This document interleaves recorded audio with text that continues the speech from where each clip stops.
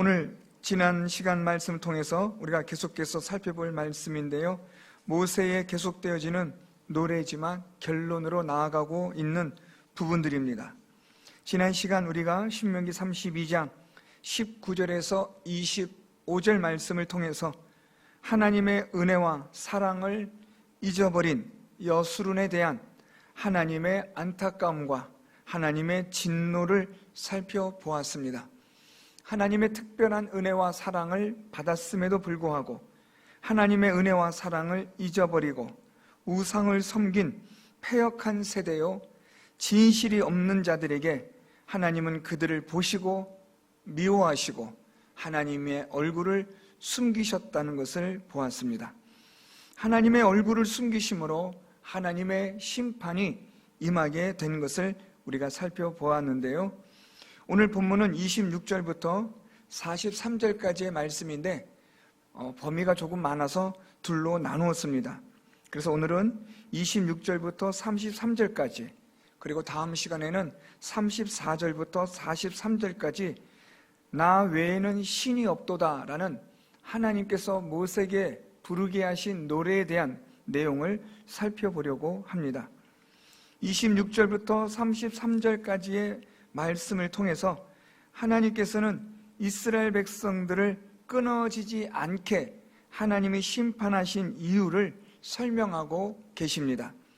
오늘 말씀과 다음 시간에 우리가 살펴볼 말씀을 통해서 하나님께서는 이스라엘을 심판하시겠다, 우리가 지난 시간에 살펴보았습니다. 하나님의 심판이 그 진노의 불이 스올에까지 이르는 철저한 심판이 되고 하나님의 그 재앙의 화살은 다 쏠 때까지, 그 재앙의 그릇에 하나님의 재앙이 다 쏟아질 때까지 하나님의 심판은 그렇게 시작될 것이라고 말씀하셨습니다. 그리고 나서 오늘 본문 말씀에 보면 26절 말씀에 내가 그들을 흩어서 사람들 사이에서 그들에 대한 기억이 끊어지게 하리라 하였으나 라고 하나님은 말씀합니다.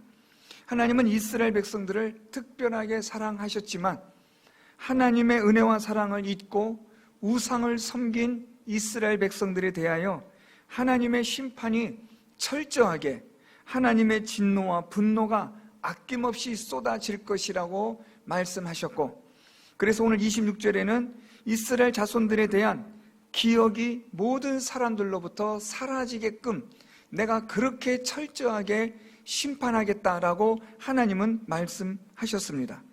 그런데 26절 말씀 하반절에 이스라엘 자손들에 대한 기억이 끊어지게 하리라고 하나님은 그렇게 결심은 하였는데, 그러나 그렇게 하지 않으셨다라는 말씀으로 27절부터 시작이 되고 있습니다. 그래서 왜 하나님께서는 이스라엘 자손을 이 세상 모든 사람들의 기억으로부터 사라지게 하고 끊어지게 하려고 그렇게 심판을, 재앙을 준비하셨는데 왜 하나님께서 그렇게 하지 않으셨는가에 대하여 오늘 26절 33절과 다음 시간에 살펴볼 34절부터 43절의 두 가지 이유로 우리가 살펴볼 수 있겠습니다. 그 두 가지 이유는, 첫째로 오늘 본문에서는 하나님께서 이방인들에 대한 걱정과 염려가 있으셨기 때문이라는 겁니다. 그리고 두 번째 이유는 다음 시간에 살펴볼 것이지만 하나님만이 참 신이 되시는, 나 외에는 신이 없도다라는 이것을 증명하시기 위하여 이스라엘 자손을 하나님이 심판하시나 완전히 끊어버리지 않게 하셨다라는 겁니다. 오늘 이러한 두 가지 이유를 우리가 32장 26절부터 43절 말씀을 통해서 살펴볼 텐데, 오늘은 그 첫 번째로 26절부터 33절까지 하나님께서 왜 이스라엘 자손들을 심판하실 때 완전히 기억에서 사라지지 않도록, 끊어지지 않도록 하셨는지를 살펴보려고 합니다. 27절에 하나님께서 거기에 대한 답을 먼저 주십니다. 혹시 내가 원수를 자극하여 그들의 원수가 잘못 생각할까 걱정하였으니 원수들이 말하기를 우리의 수단이 높으며 여호와가 이 모든 것을 행함이 아니라 할까 염려함이라 라고 하나님이 말씀하십니다.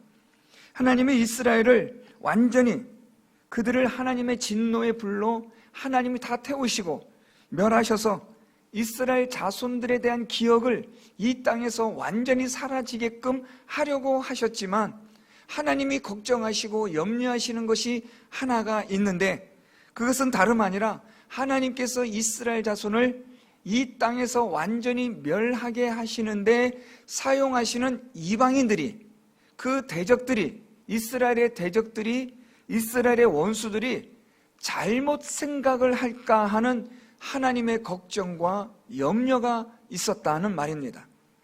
어떤 염려이며 걱정이냐면, 이 이방인들이 어떤 생각을 하냐면, 아하, 우리가 이렇게 탁월하구나, 우리가 이렇게 위대한 민족이었구나, 우리가 이렇게 똑똑한 사람들이었구나 하고 자칫 자신들 스스로가 자신들의 그러한 힘과 지식을 자랑하고 교만함으로 하나님을 대적하고 하나님 앞에 악을 행하는 일에 서슴지 않는 더 악한 자가 될까 하는 하나님의 걱정과 염려였다라는 말씀입니다. 얼마든지 하나님은 이스라엘 자손을 철저히 멸하실 수 있지만, 문제는 하나님께서 이스라엘 자손들을 멸하시는 방법으로 수단과 도구로 사용하시는 그 이방 민족들이, 그들이 자칫 잘못 생각할 수 있다는 말입니다. 이것은 불 보듯이 뻔하다라는 뜻인데요, 그들이 스스로 자신들을 높일 수 있다, 스스로 자신들을 교만하게 생각하고 교만한 오해를 할 수 있다라는 것을 하나님이 말씀하신 겁니다. 이방인들이 이렇게 스스로 교만하게 되어지면 하나님을 지금까지 대적하는 이 일을 더욱더 적극적으로 담대하게 하나님을 대적하는 일을 할까 하는 그런 걱정과 염려로 인하여 하나님께서 이 이스라엘 자손들을 이 땅에서, 이 세상에서 완전히 끊어지게 하지 않으셨다라고 말씀합니다. 이방인들이 얼마나 그들이 악한 존재인지에 대하여 하나님은 계속해서 28절부터 33절 말씀에 걸쳐서 말씀하고 있습니다. 이방인들이 어떤 자들인지를 하나님이 말씀하시면서, 이런 자들이기 때문에 그들은 이스라엘 민족을 멸하면서 스스로 자기를 높이고 교만하고 스스로 자기의 힘에 대하여 착각을 하고 스스로 자기 힘을 오히려 과대 포장하는 어리석은 짓을 할까 하는 염려와 걱정으로 이스라엘 자손들을 멸하게 하실 때 완전히 멸하게 하지는 않으셨다라고 말씀하시는 겁니다. 그러면 도대체 이 이방인들이 어떤 자들인지를 좀 더 살펴볼 필요가 있겠습니다. 28절 말씀 보면 이방인들에 대하여 하나님은 이렇게 말씀합니다. 그들은 모략이 없는 민족이라 그들 중에 분별력이 없도다라고 말씀하십니다. 오늘 하나님께서는 이 이방인들에 대하여 모략과 분별력이 없는 자들이라고 말씀합니다. 여기서 이 모략이라는 히브리어는 어떤 분별함, 사려 깊은 이란 뜻을 가진 단어입니다. 분별력이라는 히브리어는 깨닫다라는 말입니다. 다시 말하면 이방인들은 하나님의 뜻에 대하여, 하나님이 행하시는 일들에 대하여 분별이 없고 깨달음이 없는 자들이라는 것을 말씀하시는 겁니다. 하나님의 심판이 임해도, 하나님의 재앙이 임해도 하나님을 믿지 않는 이 이방인들은 이게 무엇인지, 어떤 뜻인지, 하나님은 지금 무엇을 하려고 하시는지를 알지도 못하고 깨닫지도 못하고 분별치도 못하는 자들이라는 것을 말씀하고 있습니다. 두 번째로 29절에는 하나님께서 이방인들에 대하여 만일 그들이 지혜가 있어 이것을 깨달았으면 자기들의 종말을 분별하였으리라 라고 말씀합니다. 두 번째로 이방인들에게 하나님께서는 그들에겐 지혜가 없다라고 말씀합니다. 만일 그들이 지혜가 있었다면 자기들의 종말을 분별하고 깨달아서 자신들이 이 이스라엘 백성들처럼 멸망에 이르지 않도록 주의하고 조심하였을 것이다 라는 말씀입니다. 그런데 이 이방인들은 지혜가 없었다라고 말씀합니다. 여기서 이 지혜가 없다라는 이 지혜라는 히브리어는 신중하게 생각하다라는 뜻입니다. 그래서 이 이방인들은 신중하게 생각하지 않습니다. 신중하게 생각하지 않다 보니까 이들이 깨닫지를 못하는 겁니다. 이 깨닫지 못하다라는 말은 이해하지 못한다는 말입니다. 하나님께서 이스라엘 백성들을 심판하시는 것을 보면서 이 이방인들은, 하나님을 믿지 않는 이들은 이 일을 신중하게 주의 깊게 생각하지 않는다는 겁니다. 주의 깊게 생각하지 않다 보니까 하나님이 이스라엘을 심판하고 멸망하는 이 일들을 이해하지 못하는 것은 당연한 일입니다. 그래서 이 이방인들은 하나님에 대한 모략과 분별력도 없고 지혜도 없는 그런 자들이라고 하나님은 말씀하십니다. 그러면서 하나님께서는 또 말씀하시기를 30절에 이르러 그들의 반석이 그들을 팔지 아니하였고 여호와께서 그들을 내주지 아니하셨더라면 어찌 하나가 천을 쫓으며 둘이 만을 도망하게 하였으리요 라고 말씀합니다. 오늘 하나님의 이 모세에게 가르쳐 주신 노래가 조금 어렵습니다. 약간은 의미 있는, 좀 더 이 노래를 부르면서 생각을 많이 해야 되는 그런 노래들인데 반어적인 그런 표현으로도 사용되기도 하고 때로는 이것을 비유적으로 사용되어지기 때문에 어렵습니다. 오늘 지금 말씀을 통해서 나타나고 있는 30절 말씀이나 또 32절의 포도나무에 대한 열매를 통한 비유나 이것은 하나님께서 가르쳐주신 노래 속에서 하나님이 아주 의미심장하게 말씀하시는 부분들이 있기 때문에 우리가 읽기에는 조금 어렵습니다. 오늘 하나님께서 말씀하시기를 30절에 그들의 반석이 그들을 팔지 아니하였고 여호와께서 그들을 내주지 아니하셨더라면 어찌 하나가 천을 쫓으며 둘이 만을 도망하게 하였으리요 라고 하는 이 말씀 속에서 그들이 도대체 누구냐라는 겁니다. 이것이 좀 어려워지니까 이 구절 자체가 잘 이해가 안 되는데 지금까지 우리가 살펴본 것처럼 여기서 말씀하고 있는 이 그들은 하나님께서 심판하실 이스라엘 백성들을 말하고 있습니다. 따라서 여기서 반석은 하나님을 가리키는 비유적인 표현이 되고 있습니다. 그래서 이스라엘의 반석, 즉 하나님께서 그들을 팔지 아니하였고 또한 여호와께서 이스라엘을 내주지 아니하셨더라면 어찌 하나가 천을 쫓으며 둘이 만을 도망하게 하였으리요 라고 하나님은 말씀하시는 겁니다. 다시 말하면 지금 여기서 하나님께서 이스라엘 자손들을 어떻게 하셨다는 말씀입니까? 이스라엘 자손들을 하나님이 파셨고 하나님께서 이스라엘 자손들을 내어주셨다라는 말씀입니다. 하나님은 이 이스라엘 자손들을 파셨고 내어주셨는데 누구에게 파셨느냐? 누구에게 내어주셨느냐? 지금 말씀을 우리가 살펴보는 것처럼 이방인들에게 파셨고 이방인들에게 내어주셨다는 겁니다. 하나님께서 이스라엘 자손들을 여수론과 같이 특별하게 보호하여 주실 때는 누구도 이스라엘 자손을 함부로 할 수가 없었습니다.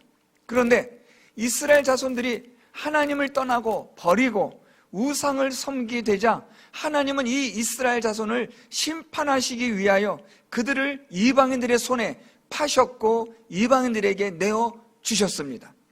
그렇게 되니까 이 이방인들이 이스라엘 자손들을 공격하고 이들을 침략하는데 오늘 말씀해 보니까 하나가 천을 쫓으며 둘이 만을 도망하게 하게끔 하나님이 하셨다라는 말씀입니다.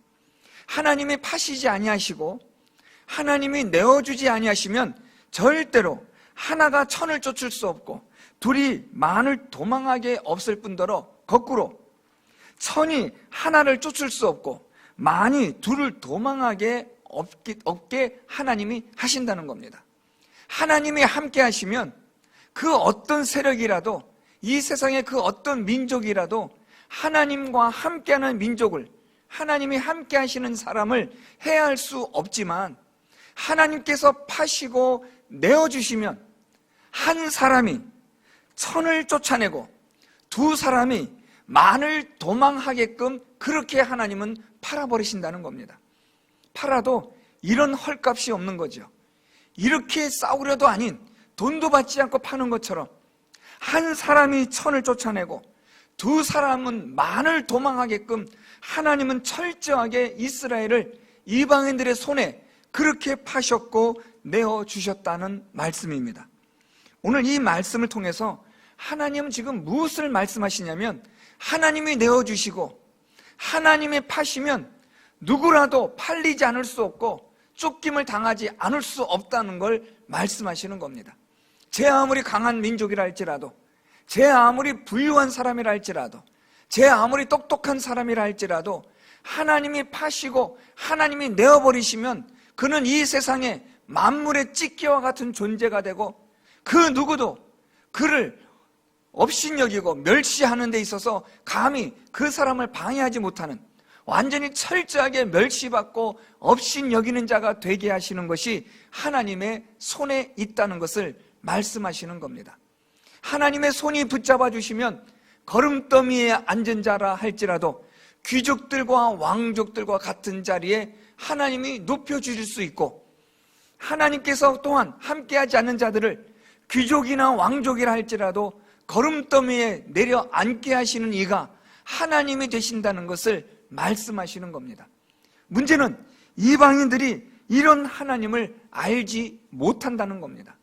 하나님은 사람을 죽이기도 하시고 살리기도 하시는 하나님, 다음 시간에 살펴보겠지만 하나님은 어떤 하나님이시냐? 하나님은 모든 신들의 최고의 참신 되신 하나님 되시는 하나님.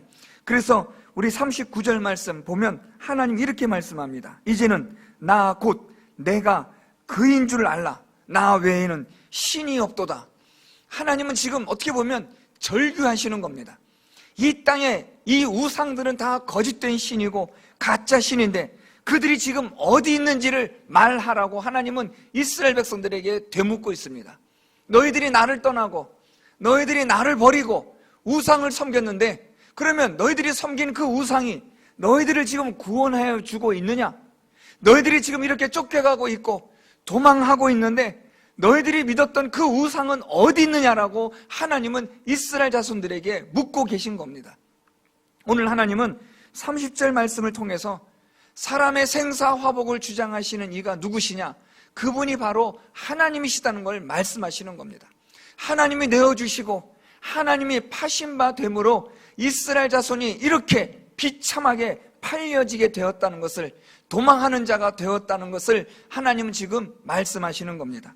이방인들은 하나님이 이런 존재라는 것을 알지 못한다는 것을 말씀하십니다. 마지막으로 이방인들은 어떤 존재인지를 하나님이 32절부터 33절 말씀을 통해서 또 말씀합니다. 32절 말씀에 이는 그들의 포도나무는 소돔의 포도나무요 고모라의 밭의 소산이라. 그들의 포도는 독이 든 포도이니 그 송이는 쓰며 그들의 포도주는 뱀의 독이요 독사의 맹독이라. 오늘 하나님은 이 이방인들에 대하여 이들을 포도나무로 비유하셨습니다. 이방인들을 포도나무로 비유하시는데 어디에 포도나무로 비유하셨냐면 소돔의 포도나무라 그렇게 말씀합니다. 이 포도나무가 소돔 사람들의 포도나무요, 이 소돔 사람들의 포도나무가 어디에 심겨졌느냐? 고모라의 밭에 심겨졌다라고 말씀합니다. 아주 하나님은 이 노래를 시로 표현하면 아주 흥미있는 시로 지금 말씀하고 있습니다. 악한 포도나무가 있는데 이 악한 포도나무가 얼마나 악하냐면 소돔과 같이 악하다고 말씀합니다. 그러니까 사람들은 이 노래를 들으면서 야, 되게 악한 포도나무구나, 정말 나쁜 나무구나, 못된 나무구나 라고 생각을 할 겁니다. 그런데 이렇게 악한 포도나무가 어디에 심겨졌냐면 고모라의 밭에 심겨졌다라고 또 말씀합니다. 고모라도 또한 심각한 악의 대명사입니다. 구약 성경에서 소돔과 고모라라고 말하면 악의 대명사로 손꼽는 명칭입니다. 그래서 오늘 하나님은 이 이방인들의 악에 대하여 말씀하는데 그들의 악은 어떠하냐? 그들의 악은 마치 소돔에 있는 악과 같고 그들의 그 악의 뿌리는 이 고모라와 같은 악의 뿌리를 두고 있다라고 말씀합니다. 악에 악을 더하는, 그래서 악이 악으로 더 악화되어지는 그런 악이 바로 이 이방인들의 악이라고 말씀하시는 겁니다. 그래서 이 포도나무에, 고모라 밭에 심겨진 소돔의 포도나무의 포도는 그러면 어떤 포도겠느냐라는 거죠. 그 포도는 당연히 독이 든 포도이고 그 송이는 쓰다라고 말합니다. 여기서 이 독이라는 말은 악독이라는 것을 뜻하는 히브리어입니다. 그리고 이 쓰다라는 것은 여러분들이 잘 아시는 히브리어인데요, 마라라는 겁니다. 그러니까 이 포도 열매가 악독의 열매를 맺고 그 악독에 대한 열매는 이 마라와 같은 혹독한 괴로움을 겪게 될 것이라고 하나님은 말씀하는 겁니다. 지금 하나님은 이방인의 악이 얼마나 악한지를 소돔과 고모라를 통하여 강조하여 말씀하시는 겁니다. 그러면서 이러한 소돔과 고모라의 악과 같은 이 이방인의 악에 대한 결론의 말씀이 33절입니다. 그들의 포도주는 뱀의 독이요 독사의 맹독이라. 오늘 여기서 하나님은 뱀, 독사, 독, 맹독 점점 이것을 과장되고 강한 어조로 발전시켜 말씀하십니다. 다시 말하면 이 이방인들의 이 악은 뱀과 같이 독사와 같이 아주 맹렬한 독을 가지고 있어서 이것으로 인하여 혹독한 괴로움으로 고통을 당하다가 마침내 사망, 멸망에 이르게 되는 그런 자들이 바로 이 이방인들이라고 하나님은 말씀하시는 겁니다. 오늘 하나님은 왜 이스라엘 자손을, 하나님의 백성인 이스라엘을 하나님이 멸하실 때, 심판하실 때 완전히 멸하지 않으셨느냐? 그 첫 번째 이유를 말씀하셨습니다. 그것은 이 이방인들이, 하나님을 알지 못하는 이들이 하나님의 백성이 망하는 것을 보면서 교훈을 받지 못할까 걱정하고 염려하신다는 겁니다.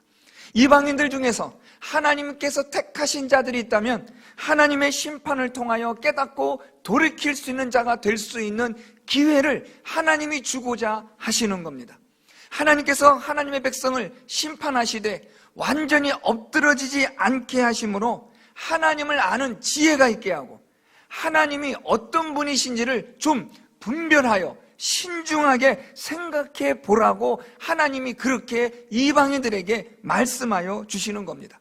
그들의 악은 이렇게 아주 강렬한 마침내 사망에 이르게 되는 악을 가지고 있는 자들이라 할지라도 하나님의 행하시는 일들을 보고 신중하게 생각하고 깨닫고 분별력이 있어서 이 이방인들 중에 하나님이 택하신 자들이라면 한 사람이라도 깨달아 하나님의 말씀대로 순종하는 자로 돌이키는 자가 될 수 있도록 하기 위한 그러한 목적으로 하나님께서는 이 이스라엘 백성들을 멸하실 때 완전히 끊어지지 않게 하셨다라고 말씀하시는 겁니다.